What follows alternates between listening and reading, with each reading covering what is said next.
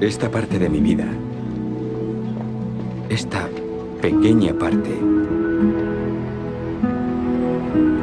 se llama felicidad.